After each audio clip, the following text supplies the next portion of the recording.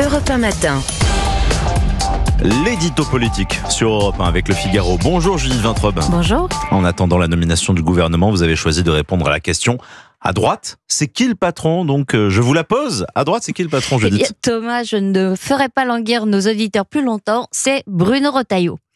Avant sa nomination au ministère de l'Intérieur, le 21 septembre, le grand public connaissait peu le président du groupe Les Républicains au Sénat. En 3 mois, non seulement Bruno Retailleau est devenu le seul ministre identifié par les Français, mais en prime, il a totalement éclipsé le chef en titre de la droite, Laurent Wauquiez. Et ce n'est tout de même pas lui qui a décidé de la participation de la droite au gouvernement. Ah bon, vous croyez ? Pourtant, à l'entendre, son influence va bien au-delà de son cas personnel. Prenez son interview au journal du dimanche ce week-end. Il y a annoncé à quelles conditions il acceptait de rester place Beauvau et pourquoi faire. Se débarrasser des prédateurs sexuels sous OQTF, rétablir le délit de séjour irrégulier ou encore en finir avec cette pompe aspirante qu'est l'AME, l'aide médicale d'État pour les étrangers clandestins. Reconnaissez qu'il est assez rare qu'un ministre impose ainsi son programme à un chef de gouvernement et en plus le fasse savoir. Mais il y a mieux. Il a fixé des lignes rouges dans des domaines qui dépassent largement ses attributions. Vous pensez à quoi en particulier ? Au mode de scrutin pour les législatives, par exemple.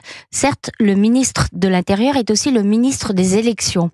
Mais en disant que si la proportionnelle devait être instaurée, il faudrait que ce soit, je cite, dans des conditions strictes pour pouvoir dégager des majorités, Bruno Retailleau prend sur lui de définir la position de son parti. C'est la même chose pour la réforme des retraites, quand il juge que ce serait irresponsable de la stopper ou même de la suspendre. Et ça, alors que François Bayrou a proposé aux socialistes de la remettre à plat. Ce sont des domaines dans lesquels on aurait plutôt attendu que ce soit Laurent Wauquiez qui fixe la ligne. Or, il ne l'a pas fait, en tout cas pas publiquement. Alors c'est peut-être habile de la part du chef des Républicains de se mettre en retrait. Après tout, ce gouvernement peut tomber encore plus vite que celui de Michel Barnier. Vous avez tout à fait raison, il peut être censuré dans la foulée de la déclaration de politique générale de François Bayrou, prévue le 14 janvier. Mais comment Laurent Wauquiez a-t-il justifié son refus de participer au gouvernement ? En expliquant à ses troupes, à huis clos, qu'il voulait Bercy, et seulement Bercy, avec la promesse qu'il n'y aurait pas d'augmentation d'impôts. Promesse que François Bayrou ne lui a pas faite. Bruno Retailleau, lui, a dit, toujours dans le JDD, notre devoir de gaulliste, eu égard aux dangers qui menacent la France, est de ne pas déserter.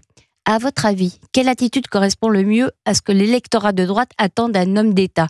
Moi, j'ai ma petite idée. L'édito politique sur Europe 1. Merci Judith Vintrobe. Merci à vous. La une du Figaro ce matin, consacrée d'ailleurs à la souffrance des femmes afghanes sous le joug des talibans. C'est à la une de la revue de presse de Christophe Lamar. À demain Judith.